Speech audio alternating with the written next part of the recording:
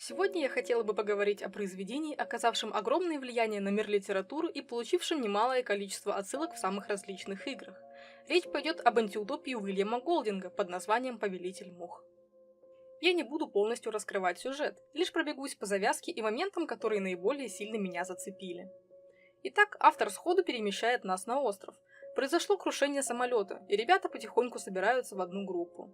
Нас знакомят с мальчиками 12 лет, Ральфом и Хрюшей. Первому суждено возглавить отряд, второму – быть голосом разума, но посмешищем для остальных. И, к слову, это один из первых моментов, вызвавших у меня злость. Какое-то время мальчики были одни, и Хрюша чуть ли не умолял Ральфа, чтобы его называли как угодно, только не Хрюшей. Ральф же, посчитав это хорошей шуткой, делает все ровно наоборот. Среди объединившихся детей стоит выделить ровесника Ральфа, Джека Мэридью, старосту и главу хористов, летевших на самолете.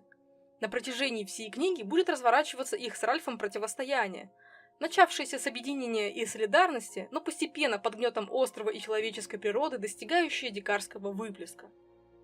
Это страшный роман.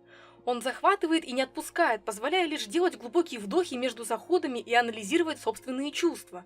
Ярость, отмахивание от оправданий, ужас от первобытной людской природы, горечь, отчаяние. Вот спектр эмоций, испытываемых по ходу книги, потому что с любыми бунтарскими всплесками внутри ты неизменно чувствуешь, что именно так оно и было бы. Мальчики дичают, они отмахиваются от реальности, сперва думая, что ситуация рассосется сама собой и их спасут, а после постепенно теряют человеческое лицо, переступая грань за гранью.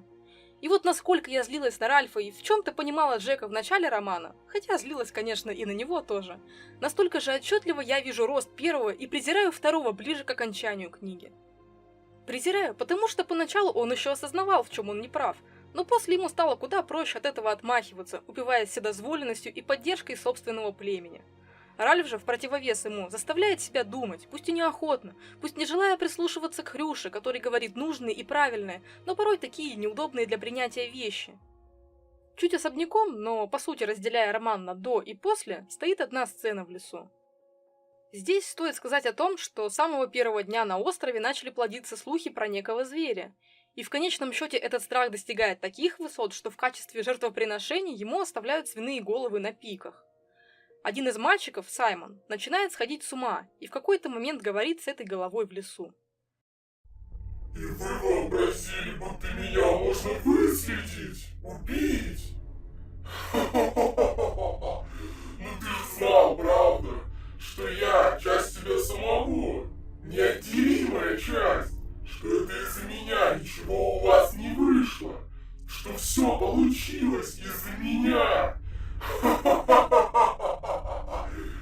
А теперь иди-ка ты к своим, и мы про все забудем. Просто смешно. Сам же прекрасно знаешь, что там внизу ты со мной встретишься. Так чего же ты? Все слишком далеко зашло. Бедное заблудшее дитя. Неужто ты считаешь, что ты умнее меня? Я тебя предупреждаю. Ты доведешь меня до безумия. Ясно? Ты нам не нужен. Ты лишний. Понял? Мы хотим позабавиться здесь, на острове. Понял? Мы хотим здесь, на острове, позабавиться. Так что не упрямься, бедное заблудшее дитя, а не то мы тебя прикончим. Ясно? Джек и Роджер, и Моррис, и Роберт, и Билл, и Хрюша, и Ральф. Прикончим тебя. Ясно?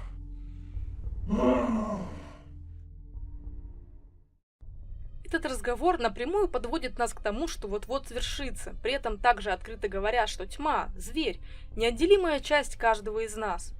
А после мы видим, какие бывают последствия, если люди не умеют его контролировать. Развязку и конечное ощущение горечь я могу выразить одним единственным авторским словом, написанным за 3 страницы до конца книги. Доигрались? И, в принципе, касательно своих итоговых мыслей об этом произведении мне добавить нечего. Этот роман я читала дважды. Первый раз как-то случайно выдался воскресным днем, когда я открыла книгу и не закрыла ее, пока не дочитала. За окном к тому времени было уже темно. Интерес, что занятно, был спровоцирован сериалом, Хроники Сары Коннор, где в первом сезоне каждая серия заканчивается размышлениями и цитатами из различных книг.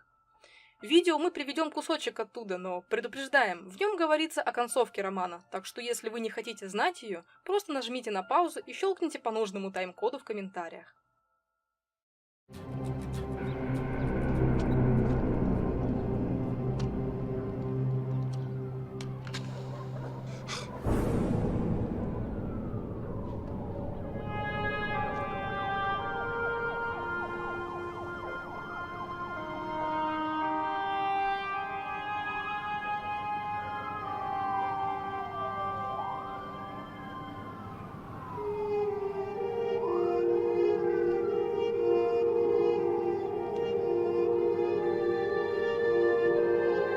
В книге «Властелин мух» группа мальчишек забивает в джунглях кабана.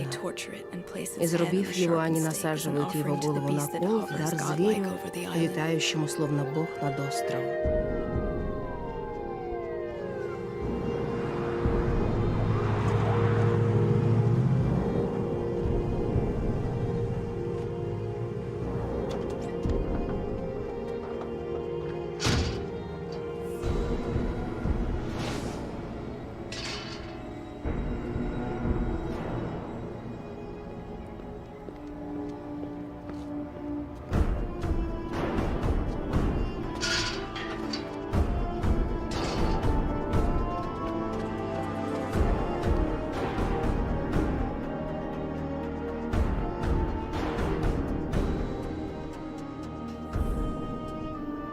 Черная кровь стекает по клыкам, и дети убегают прочь.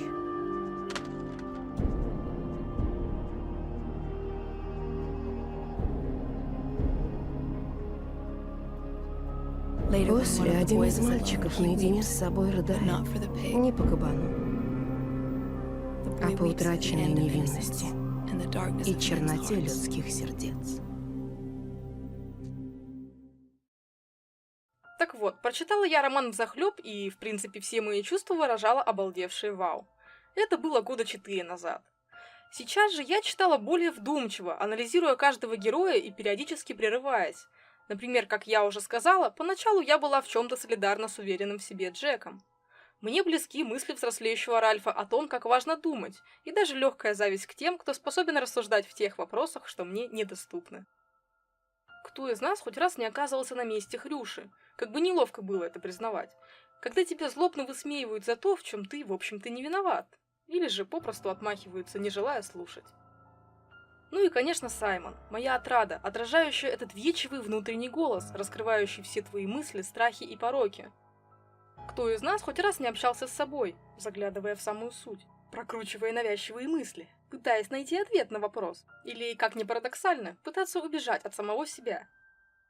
Как правильно замечено на обороте, это притча, роман предупреждения и напоминания о хрупкости мира, в котором мы живем. И пусть осознание этого пугает, о нем нельзя забывать. Ну а теперь перейдем к отсылкам. Некоторые из них содержат спойлеры, поэтому если вы хотите познакомиться с книгой, не зная каких-то ее поворотов, просмотр дальнейшей части видео лучше отложить. Metal Gear Solid 5. В игре при встрече с Элаем можно увидеть недвусмысленные отсылки.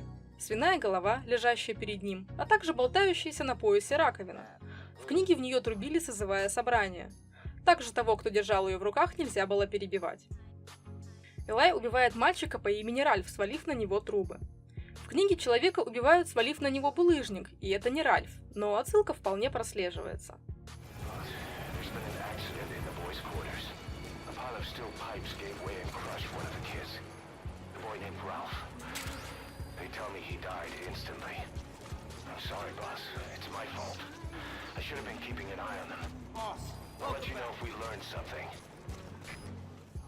Также из игры была вырезана 51-я миссия под названием «Королевство мух».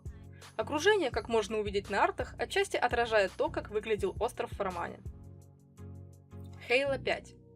В игре есть медаль «Повелитель мух». Для ее получения нужно заразить 6 игроков с временным интервалом не более чем в 4 секунды. Don't Starve. Игра, так же как и книга, пропитана атмосферой страха и безумия. В ней можно найти алтарь, рядом с которым будут свиные головы на пиках. Отсылка к тому, что это дар зверю, как было и в оригинальном произведении. Если подойти к пикам и щелкнуть по ним, Венди процитирует фразу из книги «Бей свинью, выпусти кровь». The Binding of Isaac. В игре есть достижение «Повелитель мух». Оно дается за сбор любых 3 предметов, связанных с мухами. Тогда персонаж трансформируется в так называемого Вельзевула, что с иврита и переводится как «Повелитель мух». Сама эта форма также по сути представляет собой огромную муху. The Forest. Идя вдоль берега, можно натолкнуться на свиные черепа, нанизанные на пики. К сожалению, видео в хорошем качестве, где отчетливо можно это увидеть, достать не удалось. Зато есть скриншот с игровой вики. The Walking Dead Final Season. Когда вы ищете Луи, чтобы найти Эйджея, посмотрите на двери, ведущие во двор. Там будут следующие граффити.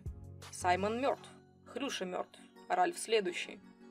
В интернете есть обсуждение с сопоставлением героев игры и книги. Например, Клем была бы Ральфом, Марлон – Джеком, а Асим – Хрюшей, Тен – Саймоном, а Мини и Софи – близнецами. А вы согласны с таким распределением ролей?